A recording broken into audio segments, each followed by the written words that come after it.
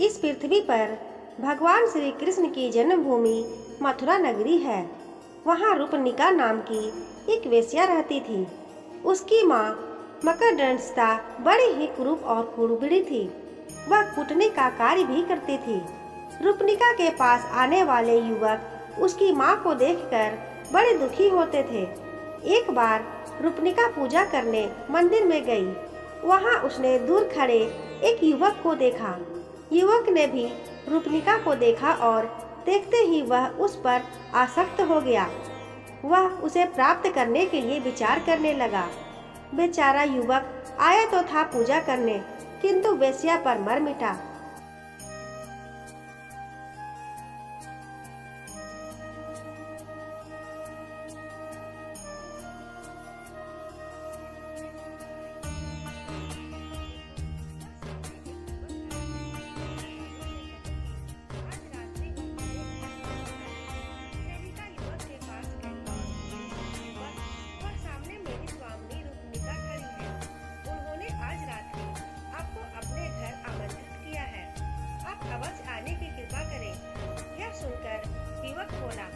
मुझे इसमें कोई आपत्ति नहीं है, किंतु मैं लौ जंग नाम का एक निर्धन ब्राह्मण हूँ, जबकि रूपनिका के पास केवल धनवान ही जा सकते हैं।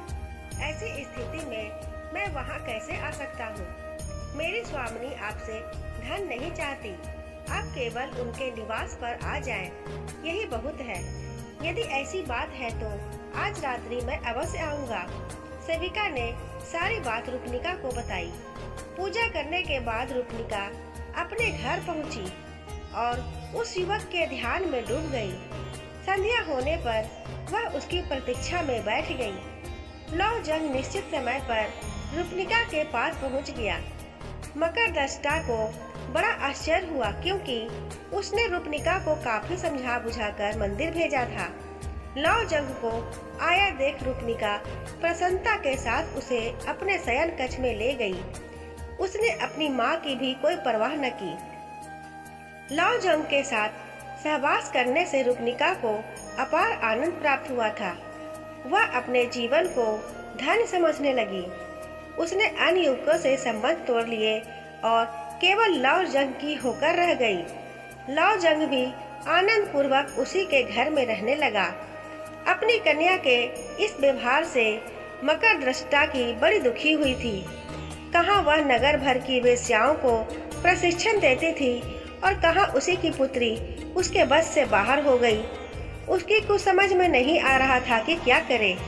एक दिन वह रूपनिका से बोली, पुत्री, इस दरिद्र को तुमने क्यों पाल लिया है? मनुष्य भले ही मुद्रे का स्पर्श कर ले, किंतु वेश्या निर्धन का स्पर्श नहीं करती। सच्चे प्रेम और वेश्यावृत्ति का आपस में कोई संबंध नहीं है।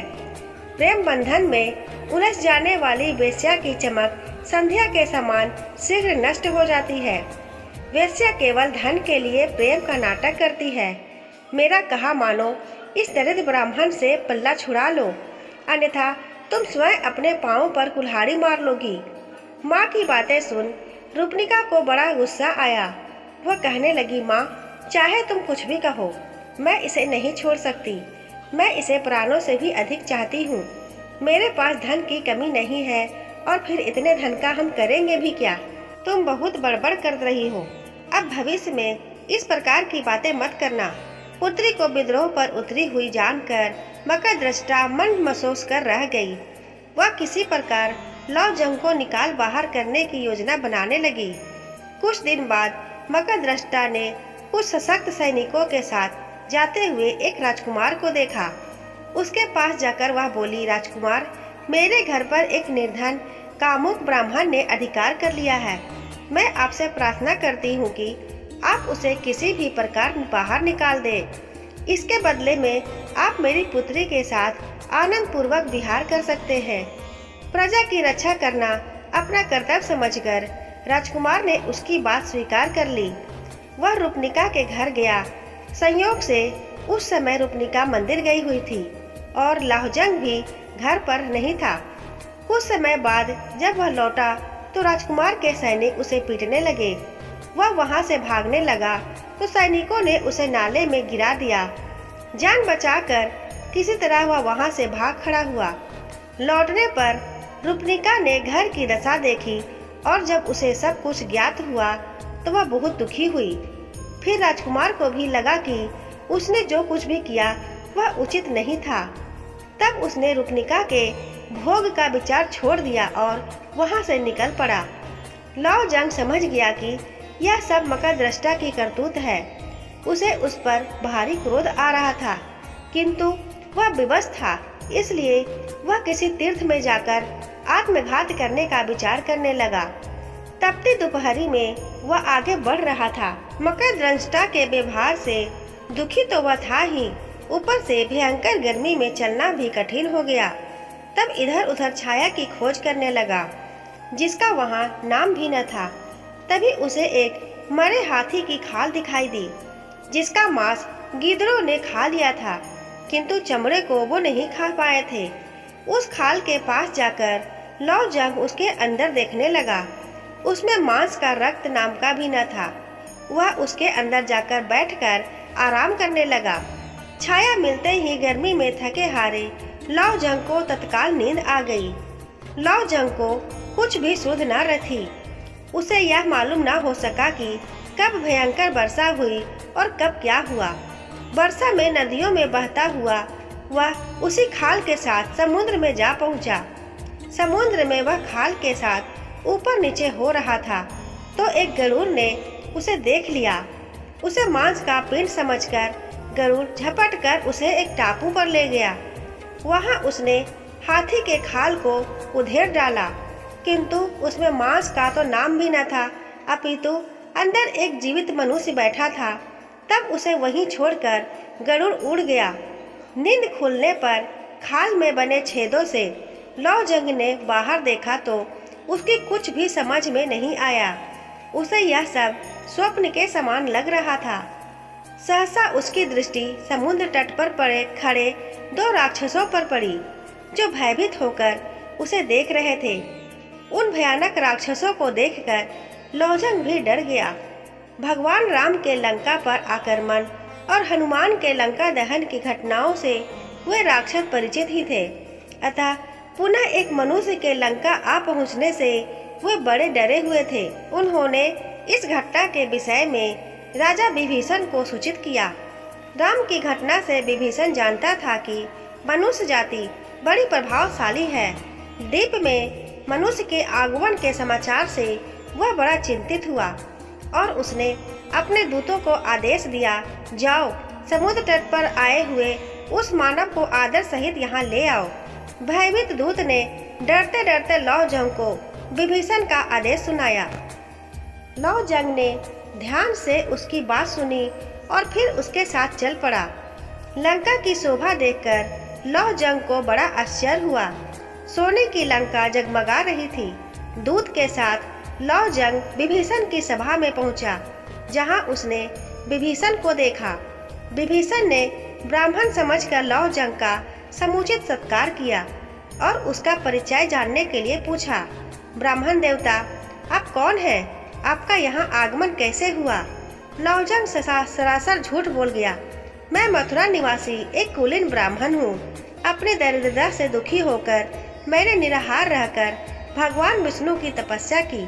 तब भगवान ने स्वप्न में दर्शन देकर मुझसे कहा, पुत्र तुम लंका नरेश विभीषण के पास जाओ। वह मेरा परम भक्त है।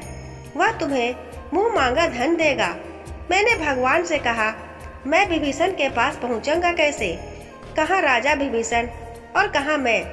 तुम शीघ्र जाओ, तुम्हारी भेंट विभीषण से होगी।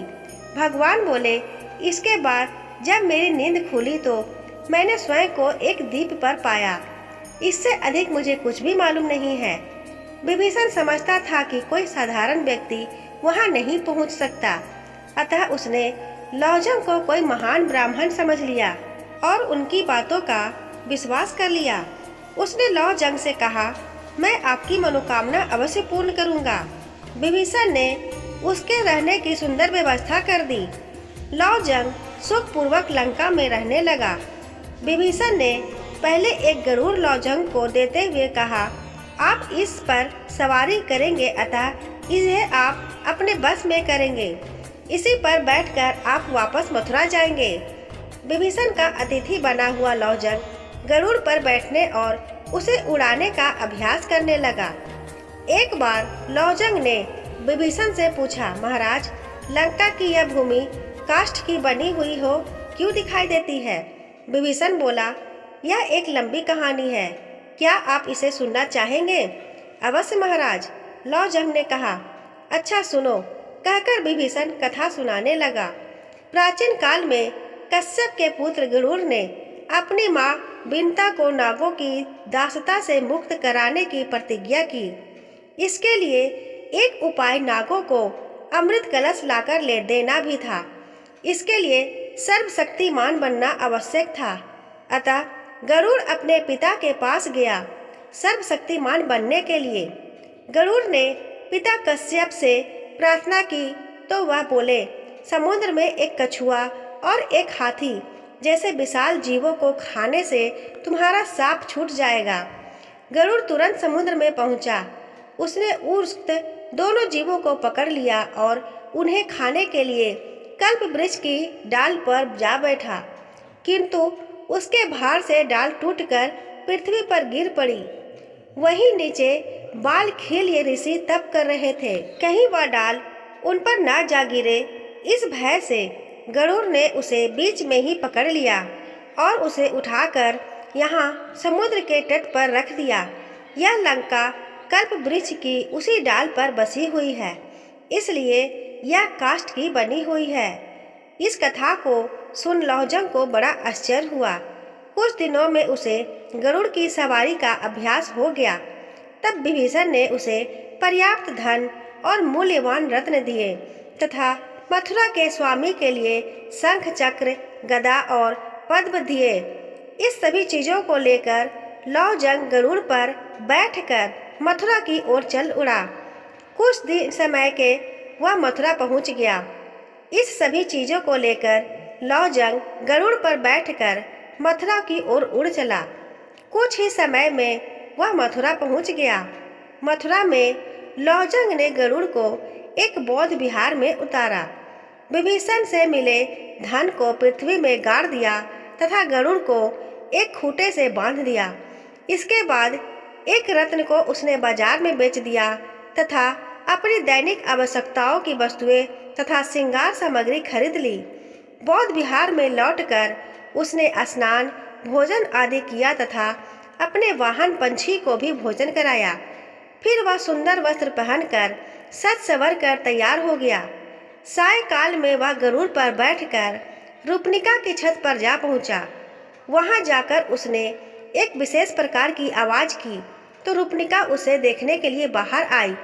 उस समय लौजंग शंख चक्र आदि युक्त भगवान विष्णु के वेश में था। उसे देखने पर रूपनिका ने उसे भगवान विष्णु ही समझा।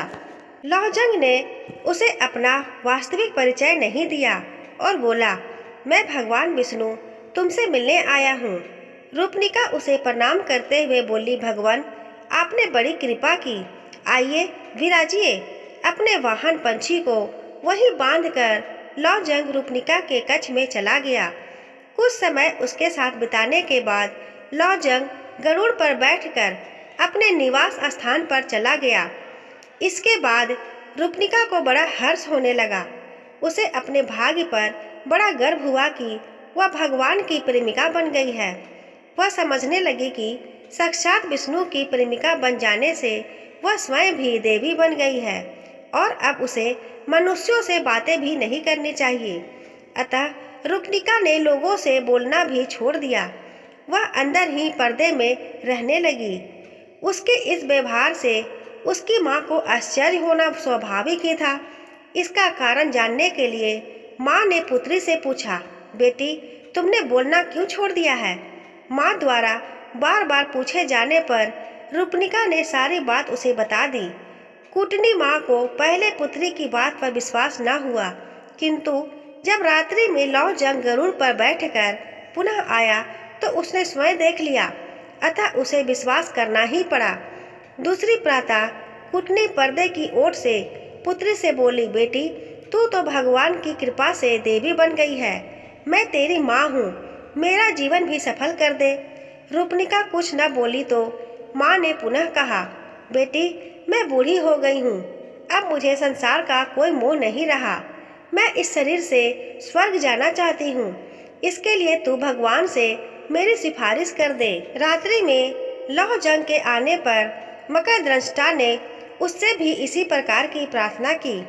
इस पर लौह जंग रूपनिका से बोला, तुम जानती हो तुम्हारी माँ पापी है। उसका इस शरीर से स्वर्ग जाना संभव नहीं है। एकादशी को स्वर्ग द्वार खुलने पर पहले शिव के गण वहां प्रवेश करते हैं।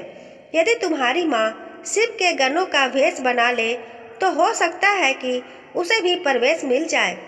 इसके लिए हमें क्या करना होगा? रूपनिका ने पूछा। उसका सिर 5 जगह से मुड़वा कर 5 चोटियों रखनी होगी, गले में हड्डियों की माला पहनानी होगी तथा आधे शरीर में काजल और आधे में सिंदूर पोतना होगा, तभी उसे शिव गणों में मिलाया जा सकेगा। उसके ऐसा करने पर ही मैं कुछ कर सकता हूँ। यह सब बताने के बाद लौजंग ने रूपनिका के साथ विहार किया, फिर लौट गया। रूपनिका ने यह उपाय अपनी माँ को बताया तो वह ऐसा करने के लिए सहमत हो गई। एकादशी के दिन उसने नाई बुलवाया और लौजंग के बताए अनुसार सिर मुंडवा कर तैयार हो गई तथा रात्रि होने की प्रतीक्षा करने लगी। यथा समय लौजंग वहां आया। उसने रूपनिका के साथ रमन किया। इसके बाद जब वह जाने लगा तो रूपनिका ने अपनी माँ को उसके साथ भेज दिया। कुटनी को गरुड़ पर बैठाकर लौजंग उड़ चला। मार्ग में एक मंदिर के पास चक्र के चिन्ह वाले पत्थरों के कुछ खंभों को देखा तो कुटनी को एक खंभे पर बिठा दिया और उससे कहा, मैं शिव के गणों के पास जाता हूँ और तुम्हें स्वर्ग में प्रवेश दिलाने का प्रयत्न करता हूँ। तब तक तुम मेरी यहीं प्रतीक्षा करो। बुढ़िया कुटनी को वहां बैठाकर लौजंग उड़ गया। आगे एक मंदिर में रात्रि जागरण हो रहा था। लोग कीर्तन कर रहे थे। लौजंग आकाश से ही उनसे बोला, भक्तों, आज तुम पर महाविनाशक महामारी गिरने की संभावना है।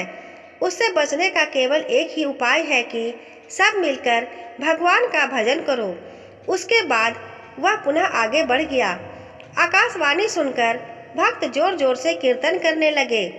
इसके बाद लौजंग अपने निवास स्थान पर गया।